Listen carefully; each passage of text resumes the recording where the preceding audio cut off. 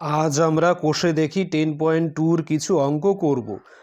প্রথমে 1 নম্বর অঙ্কটি, আটপুরের সুবলবাবু ধান উৎপাদন করে এক পাইকারি বিক্রেতা সাহানা বিবিকে 20% লাভে চাল বিক্রি করেন।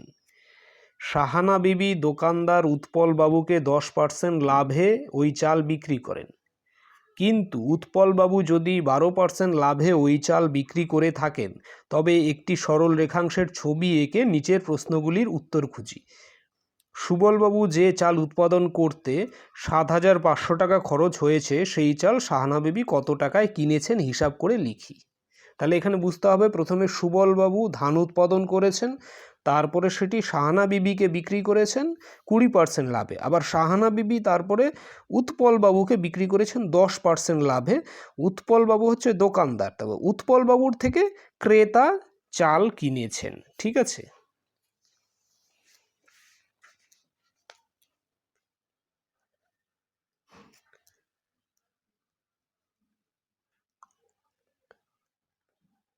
সুবলবাবুর থেকে সাহানা বিবি, সাহানা বিবির থেকে উৎপলবাবু, উৎপলবাবুর থেকে ক্রেতা। তাহলে সুবলবাবু হচ্ছে উৎপাদনকারী, তিনি 20% লাভ করেছেন। ঠিক আছে, উৎপাদন করে 20% লাভ করে তিনি সাহানা বিবিকে বিক্রি করেছেন। তাহলে সাহানা বিবি সুবলবাবুর থেকে চালটি কিনেছেন।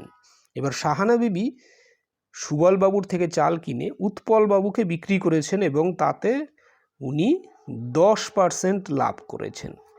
এবার তারপরে উৎপলবাবু সাহানা বিবির থেকে চাল কিনে বিক্রি করেছেন ক্রেতাকে এবং তিনি তাতে 12% লাভ করেছেন।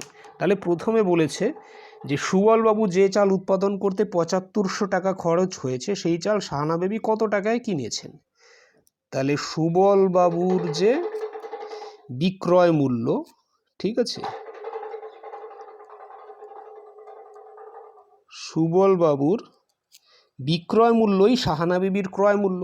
তাহলে সুবলবাবুর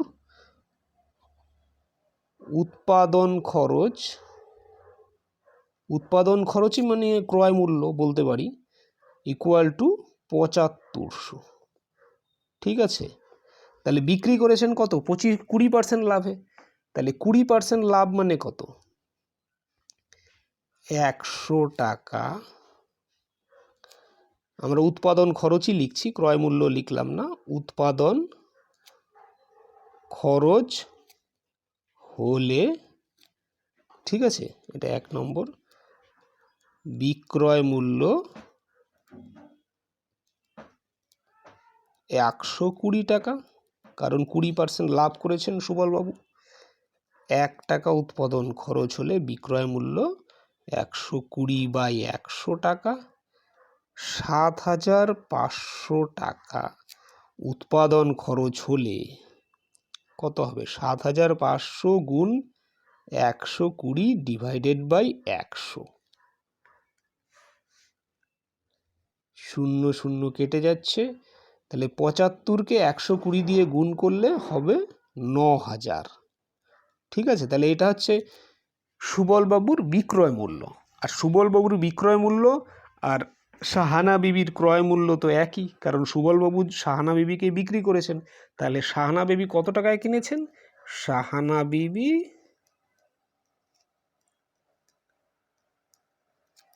9,000 টাকায় কিনেছেন।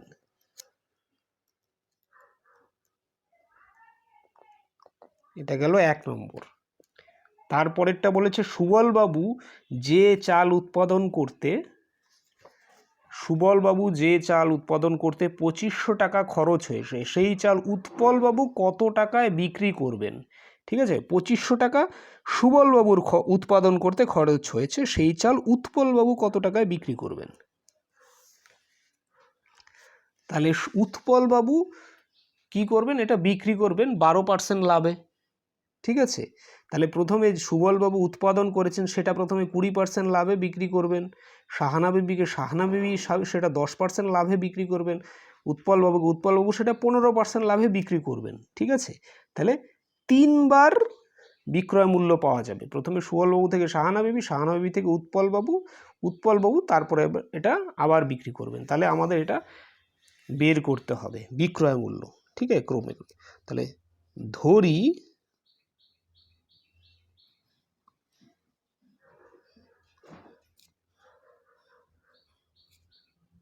উৎপাদন খরচ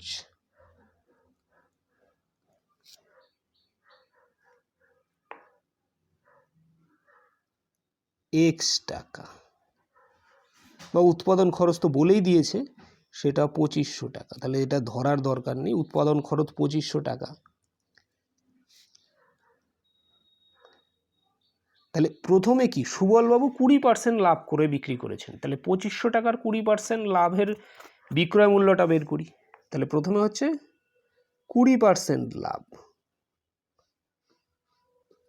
ঠিক আছে, তাহলে 2500 টাকা উৎপাদন খরচ হলে 20% লাভে বিক্রি করলে বিক্রয় মূল্য কত হবে? 20% লাভে বিক্রয় মূল্য। তো 2500 টাকা তো উৎপাদন খরচ, তাহলে 20% লাভে বিক্রয় মূল্য 2500 ইন্টু 120 বাই 100, এটা বিক্রয় মূল্য হবে। উৎপাদন খরচ 2500, আর তাহলে বিক্রয় মূল্য হবে 2500 ইন্টু 120 বাই 100। এটা যদি 0 0 কাটি, এটা হবে 3000 টাকা। ঠিক আছে, এরপরে এটা সুবলবাবু 20% লাভ করেছেন। এরপরে এটা সাহানা বিবি এই টাকায় কিনেছেন 3000 টাকায়, এটা সাহানা বিবিকে এই টাকায় বিক্রি করেছেন সুবলবাবু। তাহলে সাহানা বিবি 3000 টাকায় কিনেছেন এবং সাহানা বিবি 10% লাভে এটা উৎপলবাবুকে বিক্রি করেছেন। তাহলে এই টাকার 10% লাভে কত বিক্রয় মূল্য হয়? তাহলে 10% লাভে বিক্রয় মূল্য। তাই এখানে লিখে দিই, টাকাটা লিখে দিই। প্রথমে লিখে দিই এটার 2500 টাকার 20% লাভে বিক্রয় মূল্য, এটা 3000 টাকার, এর আবার 10% লাভে বিক্রয় মূল্য। ঠিক আছে, এইটা এখন ক্রয় মূল্য হয়ে গেল। তাহলে এর 10% লাভে বিক্রয় মূল্য 3000 ইন্টু 110 বাই 100, 0 0 কাটবে, 30কে 110 দিয়ে গুণ করলে হয় 3300 টাকা। ঠিক আছে, এইটা তার মানে সাহানা বিবি 3300 টাকায় উৎপলবাবুকে বিক্রি করবেন। ঠিক আছে, এবার উৎপলবাবু কি করবেন? এই টাকার উপরে আবার 12% লাভ করবেন।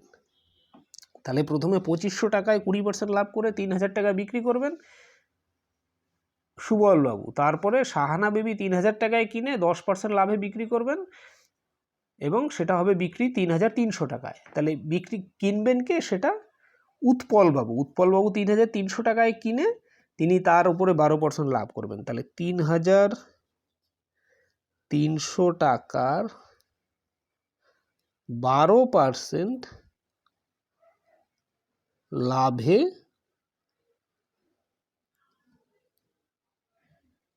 বিক্রয় মূল্য 3300 ইন্টু 112 বাই 100, 0 0 কাটছে, 33কে 112 দিয়ে গুণ করলে 336 আর নিচে হবে 336, 6963।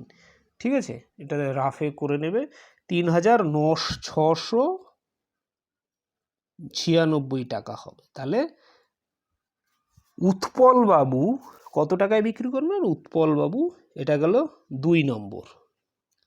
উৎপলবাবু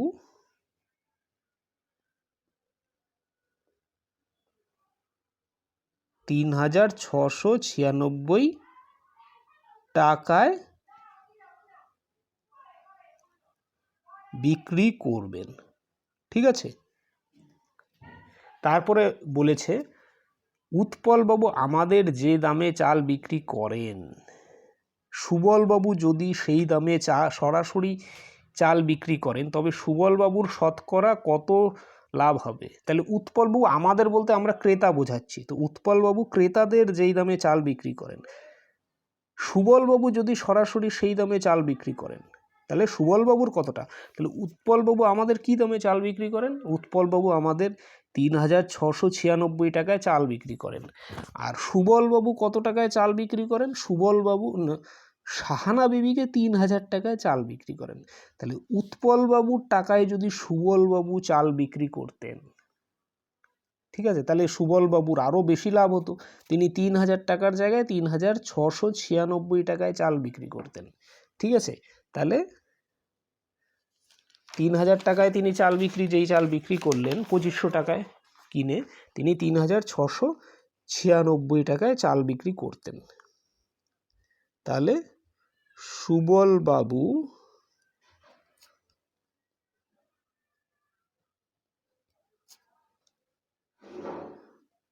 উৎপলবাবুর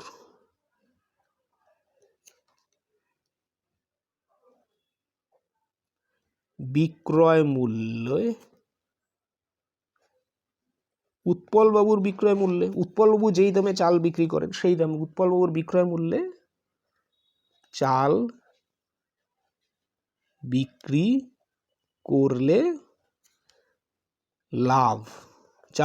করলে লাভ হতো কত?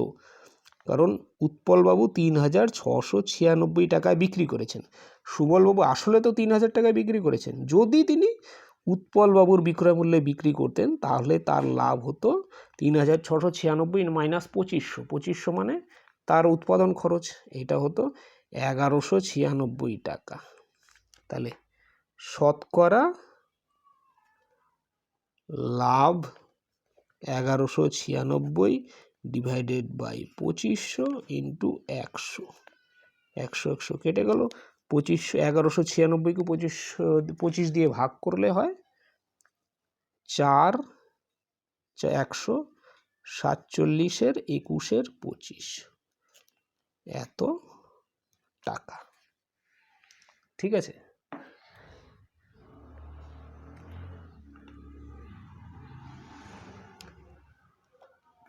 দ্বিতীয় অঙ্কটি বলেছে কোনো এক বাজারে পাটের ব্যাগের বিক্রয়ের সময় উৎপাদনকারী, পাইকারি বিক্রেতা, খুচরো ব্যবসায়ী যথাক্রমে 15, 20, 25% লাভ করেন। এখন যদি কোনো একটি ব্যাগ উৎপাদনকারী, পাইকারি বিক্রেতা ও খুচরো ব্যবসায়ের মধ্য দিয়ে ক্রেতার কাছে পৌঁছয়, তবে নিচের প্রশ্নগুলির উত্তর খুঁজি। তাহলে এটা আগের মতোই একই অঙ্ক, একই টাইপের, এখানে শুধু লাভগুলো আলাদা। উৎপাদনকারী 15, এটা 20, পাইকারি বিক্রেতা, খুচরো বিক্রেতা 25% লাভ করবেন। তো একইভাবে ক্রেতার কাছে যাবে। ঠিক আছে, তাহলে যে ব্যাগ ক্রেতা 138 টাকা দিয়ে কিনেছেন তার উৎপাদন খরচ হিসাব করে লিখি।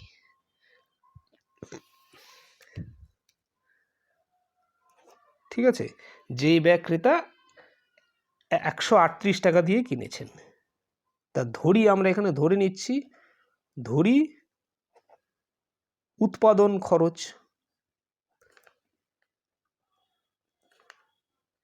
x টাকা। ঠিক আছে, তাহলে প্রথমে আসবে উৎপাদনকারী,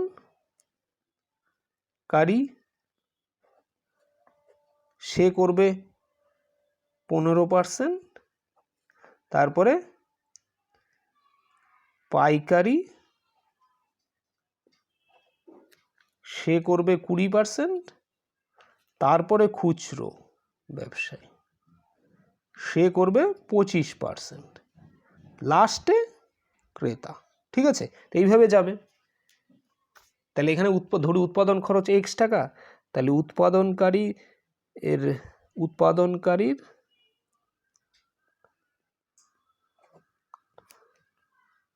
বিক্রয় মূল্য, সে 15% লাভ করবে, তাহলে x এর ওপরে 15% লাভ মানে বিক্রয় মূল্য কত হবে? 115/100 টাকা। উৎপাদনকারীর ক্রয় মূল্য বা উৎপাদন খরচ x, তাহলে বিক্রয় মূল্য এত হবে। তারপরে আমরা লিখি পাইকারি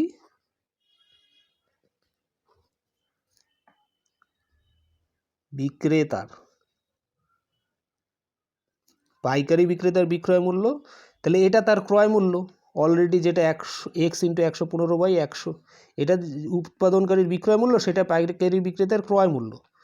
এইবার সে 20% লাভ করবে, তাহলে ক্রয় মূল্যের সাথে আমরা গুণ করব 120/100, তাহলে এটা হচ্ছে পাইকারি বিক্রেতার বিক্রয় মূল্য।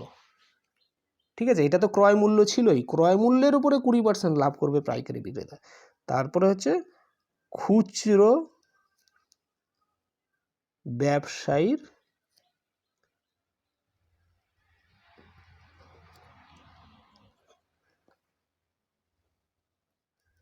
বিক্রয় মূল্য। এটা খুচরো ব্যবসায়ীর বিক্রয় মূল্য, পাইকারি বিক্রেতার যেটা বিক্রয় মূল্য, খুচরো ব্যবসায়ীর সেটা ক্রয় মূল্য।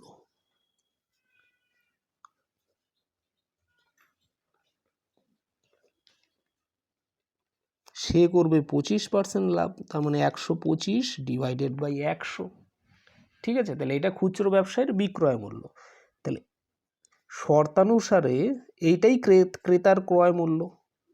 খুচরো ব্যবসায়ীর বিক্রয় মূল্যটা ক্রেতার ক্রয় মূল্য। তাহলে ক্রেতা এখানে যেখানে 138 টাকা দিয়ে কিনেছেন সেইটাই কত টাকায়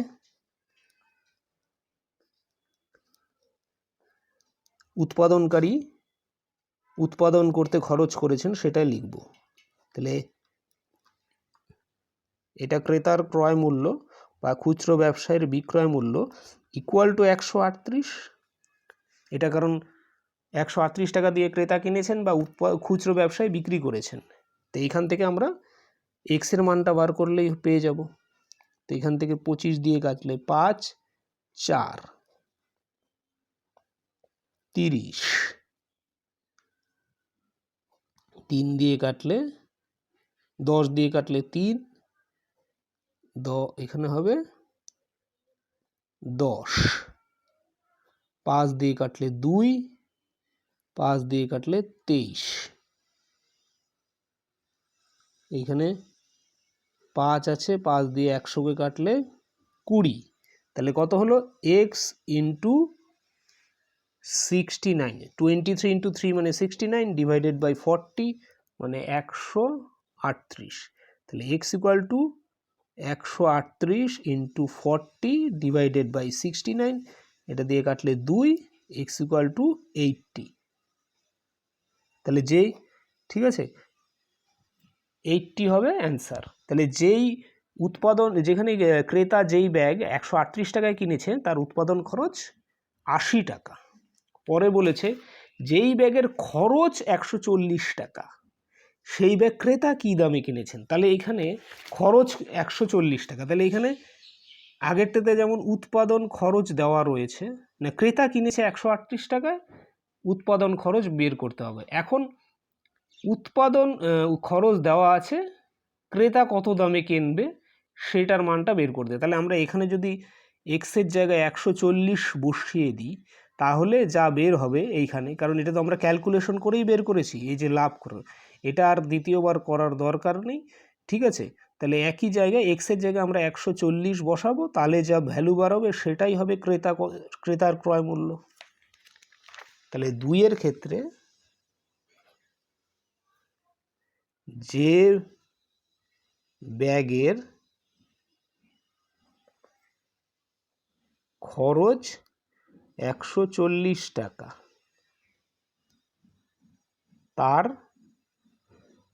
তা ক্রেতা কিনবে কত দামে? 140 ইন্টু, তোমরা এটা বেরও করতে পারো আলাদা আলাদাভাবে বিক্রয় মূল্য, ঠিক আছে, এত। তো এটা 20 দিয়ে কাটলে 2, 7, 7 নং 63, 3, 4, 7, 6, 7, 42, হাতে থাকলে হচ্ছে 6, 7, 42 আর 48, 2 দিয়ে ভাগ করলে এটা হবে 241 টাকা 50 পয়সা। ঠিক আছে, তাহলে যে ব্যাগের খরচ 140 টাকা, উৎপাদন খরচ 140 টাকা, তা ক্রেতা কিনবে 241 টাকা 50 পয়সায়। খুচরো ব্যবসায়ী যে ব্যাগ 98 টাকা দিয়ে কিনেছেন সেই ব্যাগ কিনতে ক্রেতা কত টাকা দিতে হবে হিসাব করে লিখি। তো খুচরো ব্যবসায়ী 98 টাকা দিয়ে কিনেছেন, তো খুচরো ব্যবসায়ী কার কাছ থেকে কিনেছেন? খুচরো ব্যবসায়ী পাইকারি বিক্রেতার কাছ থেকে কিনেছেন 98 টাকা দিয়ে, তাহলে তার উপরে তিনি 25% লাভ করে ক্রেতাকে বিক্রি করবেন। তাহলে ক্রেতা কিনেছেন, খুচরো ব্যবসায়ী 25% লাভের পরে, তাহলে 98 টাকার উপরে 25% লাভে যা বের হয় সেটাই হবে ক্রেতা অত টাকাতে দিয়েই কিনেছেন, তাহলে 25% লাভ, 98 টাকার 25% লাভে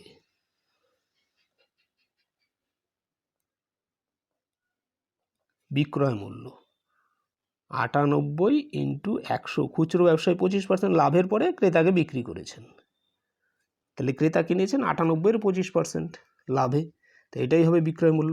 এটাকে 5/4, 2 দিয়ে কাটলে 49, 2, 245/2 মানে 122 টাকা 50 পয়সা। ঠিক আছে, এই 122 টাকা 50 পয়সায় কিনেছেন, যেটা 98 টাকায় খুচরো ব্যবসায়ী কিনেছেন। পাইকারি বিক্রেতা যে ব্যাগ 175 টাকায় কিনেছেন, সেই ব্যাগ কিনতে ক্রেতাকে কত টাকা দিতে হবে? 175 টাকায় যেটা কিনেছেন, তাহলে 175 টাকায় পাইকারি বিক্রেতা কিনেছেন উৎপাদনকারীর কাছ থেকে, তাহলে তার উপরে তিনি 20% লাভ করবেন এবং সেটা খুচরো ব্যবসায়ীকে বিক্রি করবেন। এবার খুচরো ব্যবসায়ী পাইকারি বিক্রেতার থেকে কিনে আবার সেটা 25% লাভ করবেন, তারপরে ক্রেতাকে বিক্রি করবেন, তাহলে দুবার এর বিক্রয় মূল্য হবে, একবার পাইকারি বিক্রেতার থেকে খুচরো ব্যবসায়ী, তারপর খুচরো ব্যবসায়ীর থেকে ক্রেতা, তাহলে মাঝখানে একবার 20% লাভ হবে, তারপরে আবার 25% লাভ হবে, তাহলে 175 টাকার প্রথমে 20% লাভ বের করি। 175 টাকার 20%